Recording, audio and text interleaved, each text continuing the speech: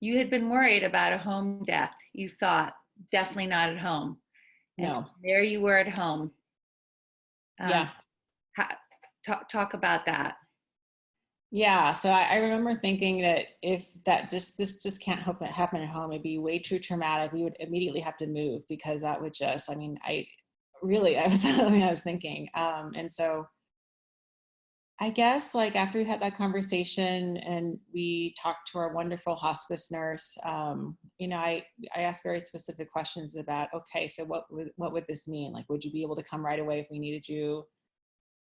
What would we do? And we talked about medications. She talked about scenarios, and she made me reasonably comfortable that we would be able to keep Julianna comfortable at home. And we knew that someone would be there, that kind of thing. And so when it happened, it went really quickly. So she had another little aspiration event that again was unpredictable, and it had happened a couple times before. And so even in hospice, like she'd had these things and she'd be really sick for a couple days, but we'd get her through it.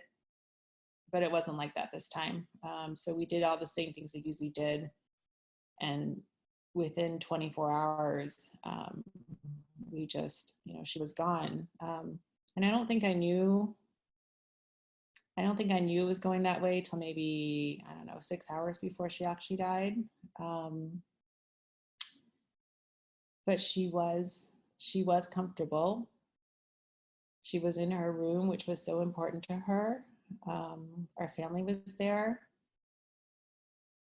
And I feel very grateful that it happened that way.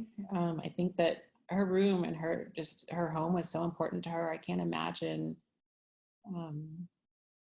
taking her to the hospital for that. And I know that for some families, that's the right place to be and they need that support. And it's just different for everyone. But for us, it was absolutely, if it had to happen, it was the way I think she wanted to. It was actually really peaceful. And I'm very, very grateful for that.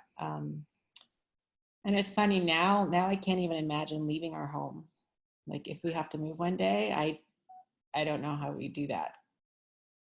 Yeah, so her room was very special. So her room was the princess room that was her Make-A-Wish. Most people go on a trip, but we couldn't go anywhere. But she wanted a room. So her room, it's like pink sparkly walls. It's like beautiful furniture, and so it was. Her room is like a member, like it's a character in our story almost. She just loved it, and it was part of the magic of that year when we were in hospice, and it was just a big deal. A few days after Julianna died, Alex just moved in there. Like he, on his own, he didn't say anything. He just decided he wanted to be in there. Part of it may just be because it's close to our bedroom. I don't know, but I do think that he feels some comfort being in there. And he's a boy. He's like 10 now, and it's still a pink room. And I think that I don't know. I think that, we've asked him, like, does that bother him a little bit? And I think that he, maybe a little bit, but I asked him if he wants to change it. He said no. I mean, he seems like, I think we're not ready. I don't know when that day will be, but yeah, it doesn't bother him, I guess. That just makes a lot of sense to me. Yeah, I think we all feel comfort just being in that room. Yeah. And I think she would really like that it's still being used. And yeah. It was quite a few years. It was a few years after Cameron died that we changed the bed. So it was no longer the bed she had been in. We had two new beds. We inherited these other nicer twins. Mm-hmm. They were like, well, so we put them in there, and that was kind of a big deal to lose her bed, which was not some great bed. It just had been her bed. Right. So that was a deal. And then, for us, it's been 18 years, and it's still her room, which is now the guest room. And there's all the art that was on the wall during her life is still on the wall.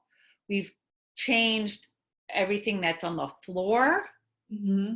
but the stuff that's on the wall that I remember looking at when I would spend all those hours in her room, and I felt like maybe she knew was on the wall in her room, still on the wall in her room. Mm-hmm. These are the things. I think some things just feel right, and I don't know.